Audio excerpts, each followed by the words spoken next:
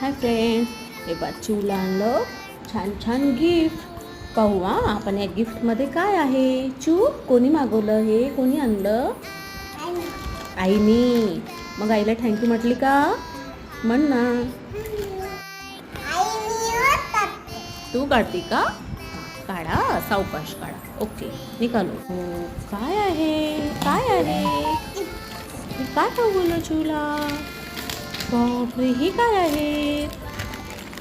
आणि इथं तर स्पॅरो हे ते दिसते. बापरे, वाव, चिवला हाऊस मागवला आईनी. काय मागवलं?